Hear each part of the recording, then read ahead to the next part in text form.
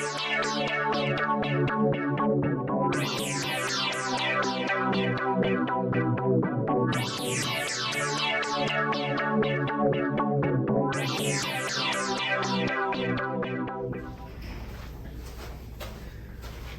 everyone.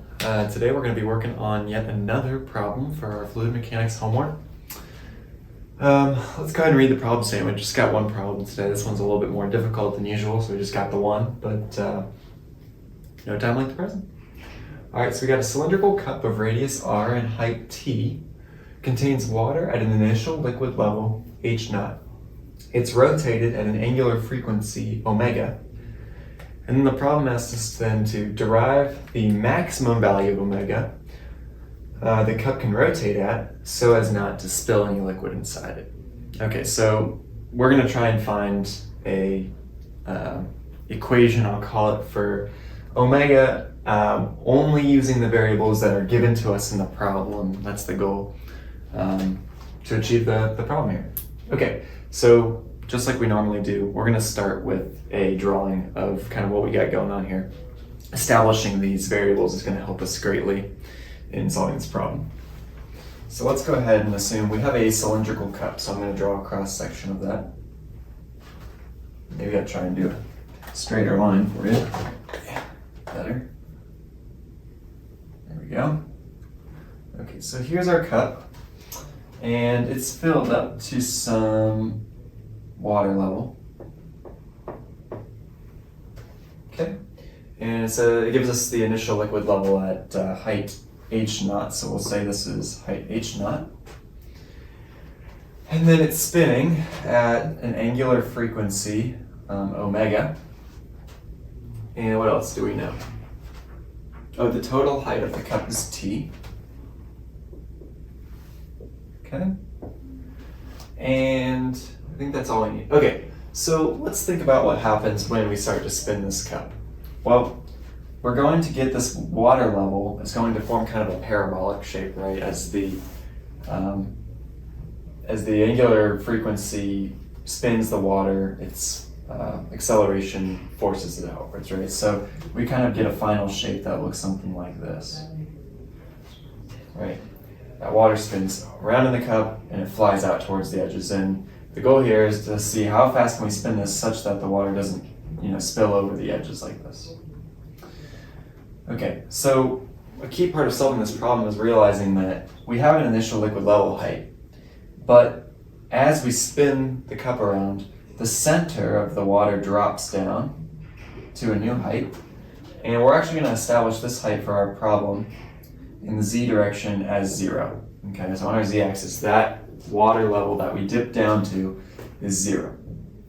Okay, and we'll call the depth here that it drops from, it'll be, from here to here. We're going to call that d for depth. Okay, and what that makes this depth then is going to be, that's h0 minus d, right? We have the initial liquid level height minus the depth that is dropped during the spin. That kind of makes this dimension here h0 minus d. Okay? So I think that's going to set us up pretty well to solve this problem. I think that's all the variables we need. Okay, so the first thing we kind of want to think about here is finding, well, how high from this z equals 0 level does water at any given radius get us to? So, how high above this do we get? That's going to help us kind of maximize out to the top at the longest radius. We can't exceed that height. Okay, so if this is some height h here, well, how can we solve for that? There's a few different ways. And the way we're going to do it is solving for h using a pressure balance. So we know at this depth here, this let's say a random point right here, there is a pressure on this water in every direction. And we know how to solve for the pressure. We did that in a previous video. Remember, pressure, as it relates to vertical depth under the acceleration of gravity, is equal to rho g h. Okay, so the pressure here, pushing down on this thing, this little differential unit of volume right here in our cup, is rho g h. But there's also pressure is exerted in every direction, we know, right? So there's also pressure in this direction, in every direction on that little differential unit of volume. Well, the pressure on the sides of this is actually experienced by not the force of gravity, but the force of centripetal acceleration, right? This cup is spinning around, and so that water is being forced this way. So some of that pressure there is, it's going to be equal to the pressure we're experiencing from gravity. Well, what does the pressure do to centripetal acceleration? Well, we can start to write an expression here, and we know that for some differential unit of pressure for some differential radius r outwards, okay? It's almost like you have to visualize this turned on its side, and this is the depth per se. And instead of gravity, we have an acceleration from the centripetal acceleration, right? Okay, so just like before, we have the same density of water, okay? And we've already accounted for the radius here in our differential unit, but we've left out the acceleration component. Now, in our depth equation for pressure, acceleration is given to us by the acceleration due to gravity. In this case, it's centripetal acceleration. If you remember from your physics class, centripetal acceleration equals omega squared r. Okay, so we can kind of rewrite this expression now that the differential unit of pressure with respect to a differential unit of radius is equal to rho, the density of water, times omega squared r. Okay, now we can integrate this expression to find pressure. So we separate the differential equation, right? And we get dP equals rho omega squared r dr. Okay, we can integrate both sides. Here we're going from some initial pressure 0, right? At this surface level P equals 0 to some pressure here. Call this just P. Again, for the purposes of integration, we need to use a dummy variable, proper notation. And then over here, we're integrating from a radius of 0 to a radius of, say r. Doesn't really matter. It's any radius, really. We're going to go all the way out to this outside, though. Okay. Again, we're going to use a dummy variable here, just for proper notation. See r prime. We can integrate both of these, and we get P equals rho is constant, so it can be brought out. We have a constant acceleration as given to us in the problem, so omega squared can be brought out. And then we're left with r dr. Well, that just becomes r squared over 2. And we get pressure here equals rho omega squared r squared over 2. So like I said before, the pressure experienced here due to the centripetal acceleration has to be equal to the pressure experienced from depth under gravity, right? Under the surface of the water due to gravity. Pressure's, isotropic. It's all across all surfaces, it's the same, right? So now we have an expression that we can set this equal to. Rho GH, right? The same pressure. Remember, initially we're trying to solve for this expression H here. So now we can do that. Our rho's cancel out, and we're left with omega squared r squared over 2 equals G times H. We can simply divide both sides by G, and we get H equals omega squared r squared over 2G. Perfect. So we have this expression for H. Well, what does that get us? Well, we know that the total height now, we can express the total height in terms of a new way. Total height is going to be equal to the initial liquid level height, H naught minus D, right? So what it drops down to, this plus H. And that's our expression that we kind of need to optimize. Now we're looking for omega, so how do we get omega in here? Well, we can substitute H that we just solved for. We get T equals H naught minus D plus omega squared r squared over 2g. We're almost there, but we're not done yet. We don't know d. D is the only thing that we don't know still. It drops some distance. So that's going to be the next thing that we have to find.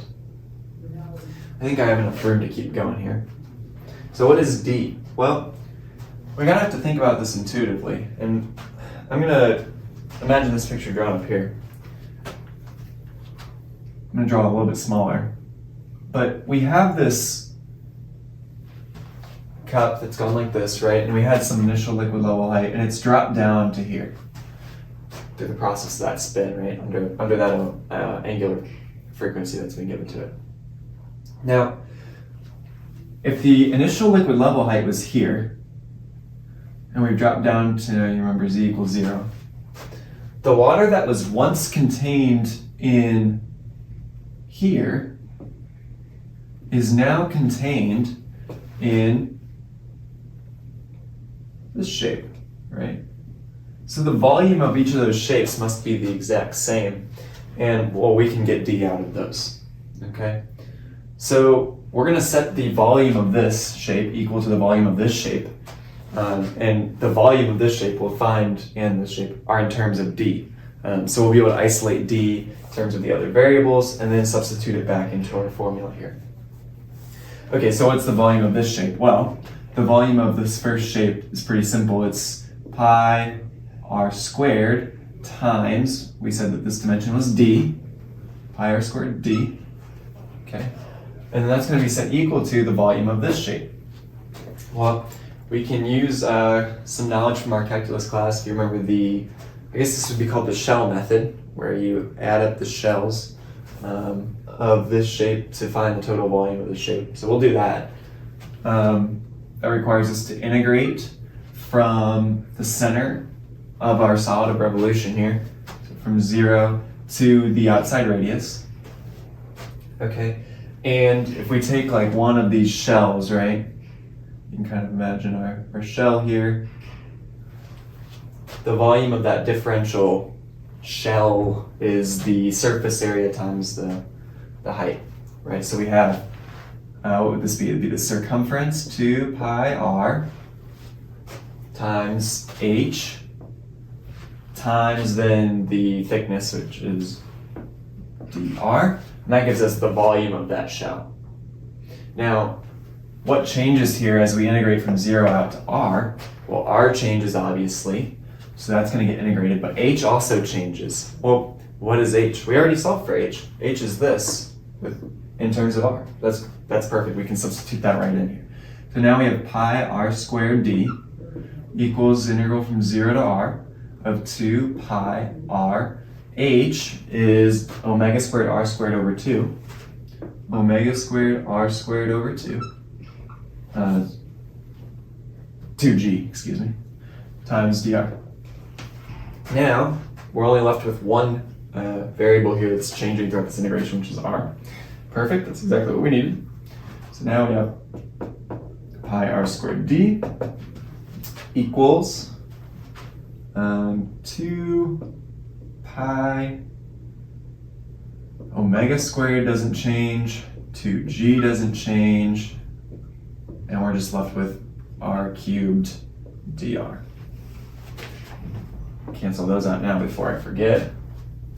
Okay, just keep us separate here.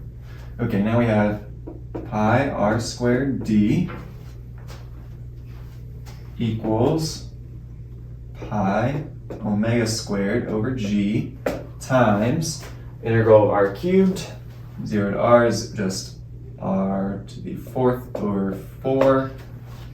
Again, I'll get you out of it if I don't do this, but we should use proper notation here, so we can call this one of these r prime.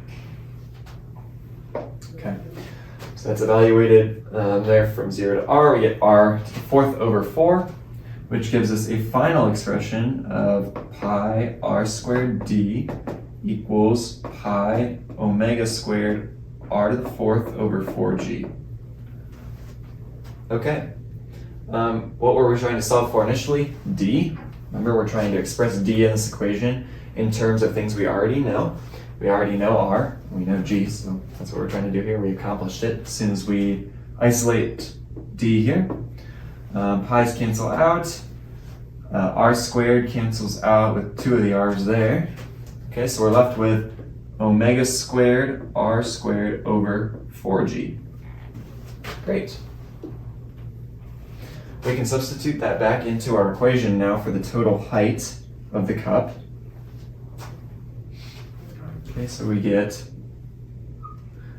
T equals H naught minus D, we just solved for D, omega squared R squared over 4G plus omega squared R squared over 2G.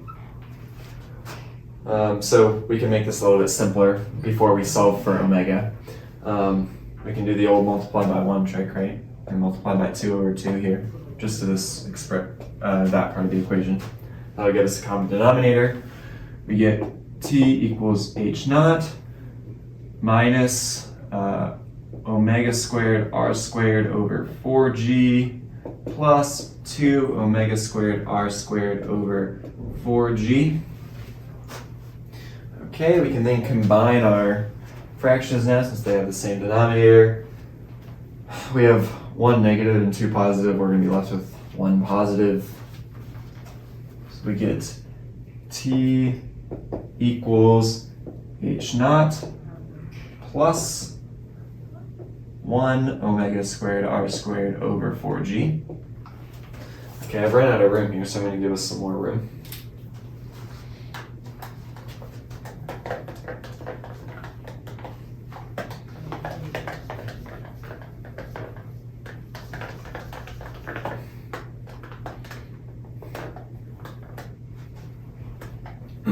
Okay, rewrite that here for us. T equals H naught plus omega squared R squared over 4G. And remember, we're looking for,